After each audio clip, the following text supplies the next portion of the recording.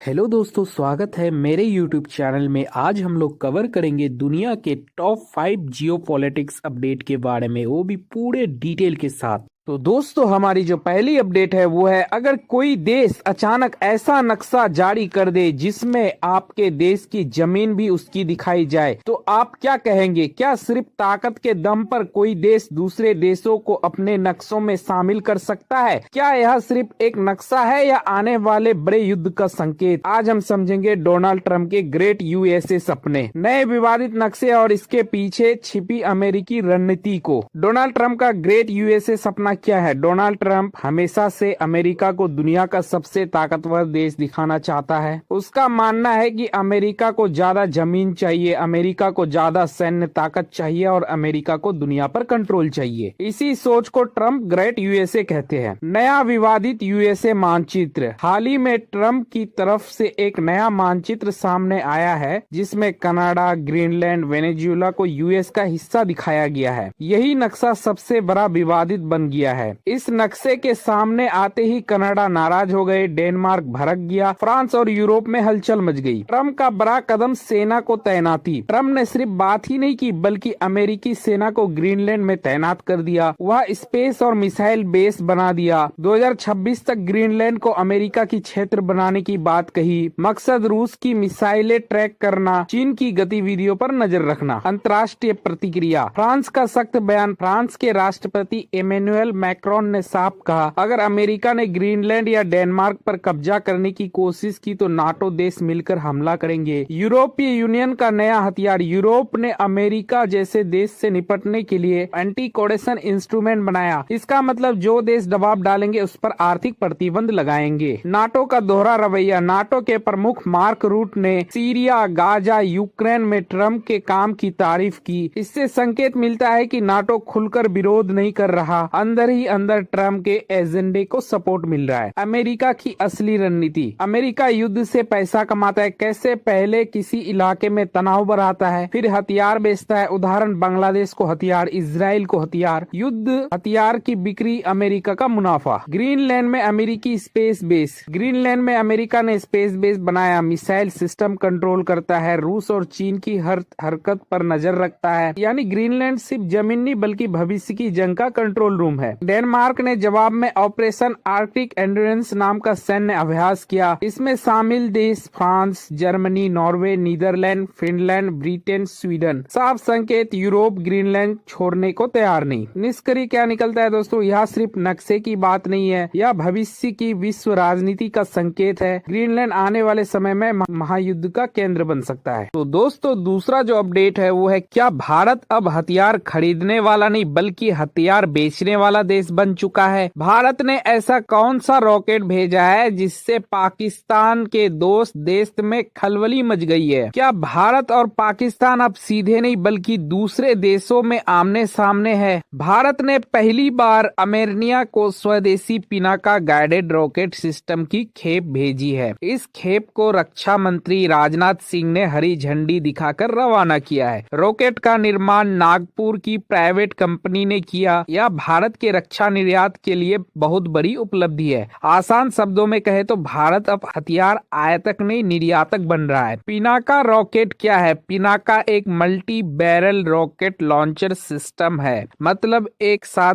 कई रॉकेट दाग सकता है, दुश्मन के बड़े इलाकों को मिनटों में तबाह कर सकता है। किसने बनाया है? डीआरडीओ ने। विकास शुरू 1980 के दशक में। पिनाका रॉकेट की ताकत। पुराना जो पिनाका रॉकेट की मारक क्षमता था वो 37.5 किलोमीटर, नया वाला 75 किलोमीटर, सबसे एडवांस 120 किलोमीटर। नया guided Pinaka GPS guidance system से चलता है। ज्यादा सटीक एक्यूरेसी ज्यादा है, कम रॉकेट में ज्यादा नुकसान। भारत अमेरिका समझौता। साल 2022 में कुल डील $250 मिलियन, करीब 2000 करोड़ रुपया। अमेरिका ने खरीदी 4 पिनाका बैटरी। पहले बिना गाइडेड रॉकेट रॉकेट भेजे गए, अब गाइडेड पिनाका रॉकेट भेजे जा रहे हैं। आर्मेनिया इतना महत्वपूर्ण क्यों है? आर्मेनिया का अजरबैजान से पुराना सीमा विवाद है और ध्यान देने वाली बात, अजरबैजान पाकिस्तान का दोस्त है। आर्मेनिया अब भारत का रक्षा साझेदार है, इसलिए इसे कहा जा रहा है प्रॉक्सी वार। मतलब भारत और पाकिस्तान सीधे नहीं लेकिन दूसरे देशों के जरिए टक्कर। भारत का डिफेंस एक्सपोर्ट सपना 2014 रक्षा उत्पादन $5 बिलियन, रक्षा निर्यात $100 मिलियन। आज रक्षा उत्पादन $16 बिलियन, रक्षा निर्यात $2 बिलियन।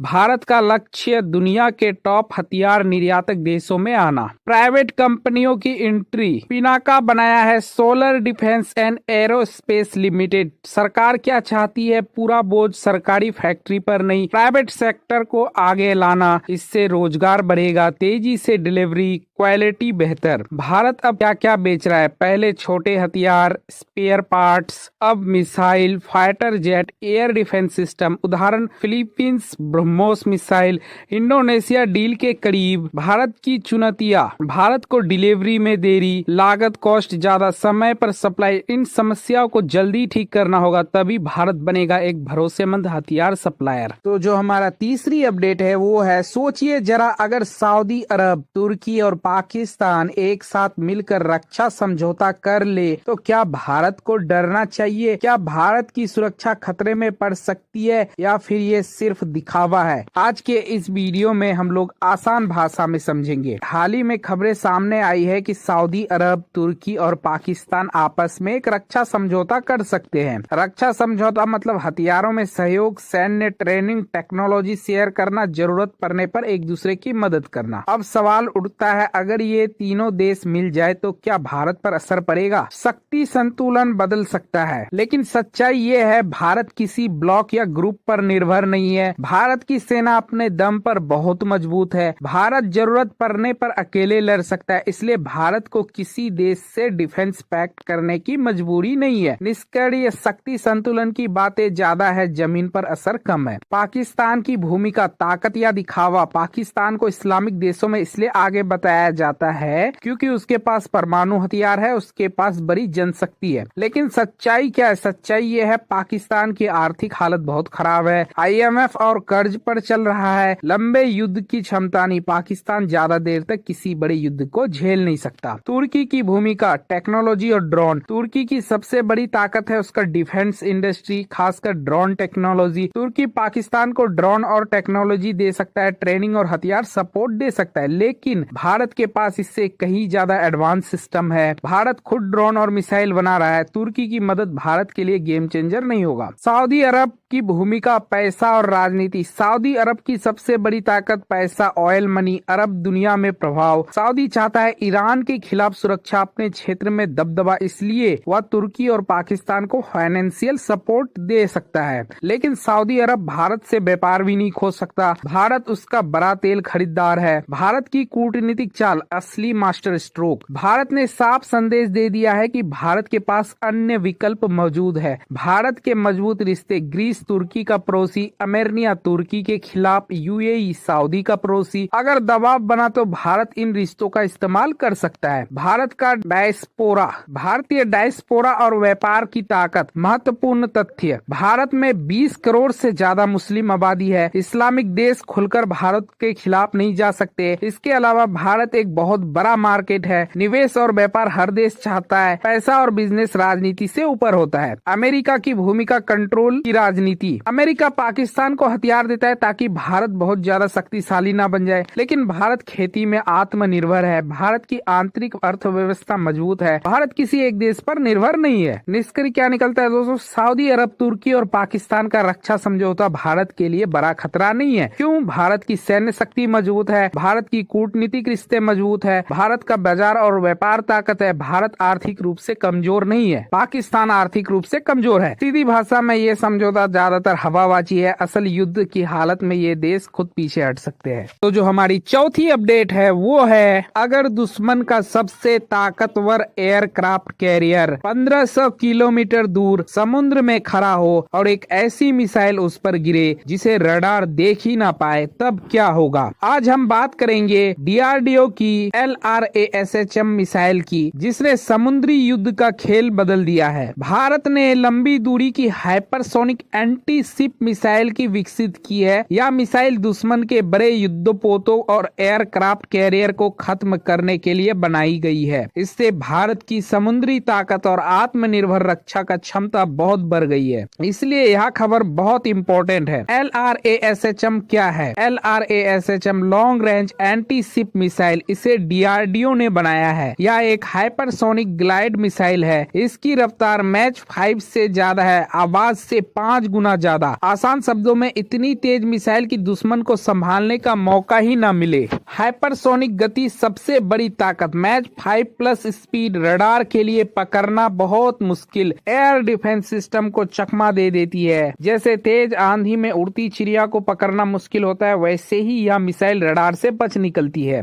1500 किलोमीटर से ज्यादा रेंज, दुश्मन के जहाज भारत के पास आए बिना ही निशाने पर। हिंद महासागर में भारत की पकड़ मजबूत। A2AD क्या होता है? एंटी एक्सेस एरिया डिनाइल, मतलब दुश्मन को किसी इलाके में आने से पहले ही रोक देना। भारत अब कह सकता है यह इलाका मेरा है, दूर रहो। उड़ते उड़ते रास्ता बदलने की क्षमता, मिसाइल सीधी नहीं जाती, बीच में बार बार दिशा बदलती है, इसलिए दुश्मन को पता ही नहीं चलता कि हमला कहां से होगा। कैरियर किलर क्यों कहते हैं? एयरक्राफ्ट कैरियर, तैरता हुआ एयरवेस। एक कैरियर पर 60 से 80 लड़ाकू विमान होते हैं। LRASHM सीधे कैरियर को निशाना बनाती है, दुश्मन की पूरी नौसेना कमजोर हो जाती है। एक बार बड़ा नुकसान। भारत तबाही कैसे करती है? इसकी स्पीड इतनी ज्यादा है कि बिना ज्यादा विस्फोट के भी भारी नुकसान। कारण गति की ताकत, तेज स्पीड, भारी वजन, जबरदस्त टक्कर। छोटे जहाज टूट सकते हैं, बड़े जहाज अंदर तक छेद हो सकते हैं। पूरी तरह स्वदेशी तकनीक भारत ने खुद बनाई है, किसी विदेशी देश पर निर्भरता नहीं। Make in India, defence sector में बड़ी सफलता। फायदा, सस्ती, सुरक्षित, भविष्य में निर्यात की संभावना। रक्षात्मक भी, आक्रामक भी, सिर्फ तट की रक्षा नहीं, जरूरत पड़े तो दुश्मन के इलाके तक हमला।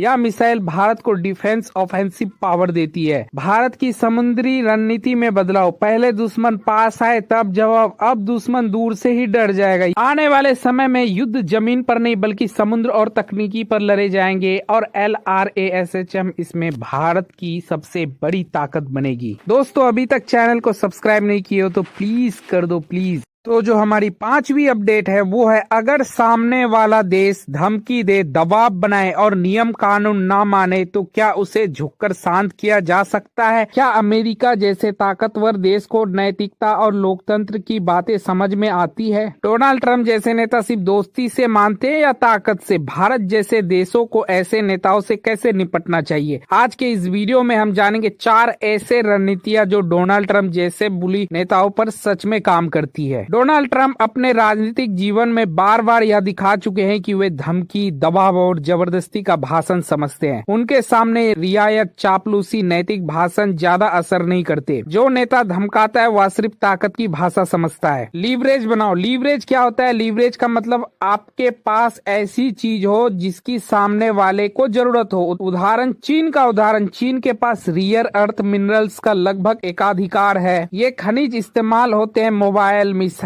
फाइटर जेट, इलेक्ट्रिक गाड़ियों में। जब अमेरिका ने चीन पर दबाव बनाया, चीन ने रियर अर्थ मिनरल्स के निर्यात पर नियंत्रण किया। इसका असर अमेरिकी इंडस्ट्री पर दबाव बढ़ा, ट्रम्प को पीछे हटना पड़ा, यानी डी एस्केलेशन हुआ। अकेले मत लड़ो, साझेदारी बनाओ। बड़ी ताकत से अकेले लड़ना नुकसानदायक होता है। दक्षिण अफ्रीका का उदाहरण, ट्रम्प ने दक्षिण अफ्रीका पर दबाव बनाया, जवाब में दक्षिण अफ्रीका ने ब्रिक्स देशों के साथ नौसैनिक अभ्यास आयोजित किया। ब्रिक्स में शामिल देश रूस, रूस, चीन, ईरान, ब्राजील, मिस्र। संदेश साफ था, हम अकेले नहीं है। सिख गठबंधन डर कम करता है, ताकत बढ़ाता है। रणनीतिक 3, सिद्धांतों की दुहाई मत दो। यूरोप की सबसे बड़ी गलती। यूरोप ने ट्रम्प से कहा लोकतंत्र, आजादी, मानवाधिकार, लेकिन ट्रम्प की राजनीति सिद्धांतों पर नहीं, जबरदस्ती और दबाव पर चलती है। सच्चाई, ट्रम्प जैसे नेता ना नैतिकता समझते ना उपदेश। सिख भाषण नहीं, शक्ति दिखाओ। रणनीति 4, रणनीतिक स्वायत्तता, स्ट्रैटेजी ऑटोनॉमी बनाओ। रणनीतिक स्वायत्तता क्या है? मतलब सुरक्षा में आत्मनिर्भरता, आर्थिक मजबूती, सैन्य ताकत। डेनमार्क और ग्रीनलैंड का मामला। डेनमार्क अमेरिका पर ज्यादा निर्भर, ग्रीनलैंड की सुरक्षा कमजोर, इसलिए ट्रम्प ने ग्रीनलैंड पर खुली धमकी दी। ईरान का उदाहरण, ईरान की सैन्य शक्ति मजबूत, मिसाइल क्षमता मजबूत, ट्रम्प खुली जंग से बचे, सीधी टक्कर नहीं ली। सिख कमजोर को धमकाया जाता है और मजबूत को छोड़ा जाता है। अंतिम निष्कर्ष, रियायत काम नहीं करती, चापलूसी बेकार है, लीवरेज बनाओ, साझेदारी करो, ताकतवर बनो, आत्मनिर्भर बनो। डोनाल्ड ट्रम्प जैसे नेता सिर्फ ताकत की भाषा समझते हैं, नैतिकता की नहीं। तो दोस्तों ये था टॉप 5 जियोपॉलिटिक्स अपडेट। अगर वीडियो पसंद आया तो वीडियो को लाइक कर देना, चैनल को सब्सक्राइब कर देना। मिलते हैं अगली वीडियो में, तब तक के लिए जय हिंद, जय भारत।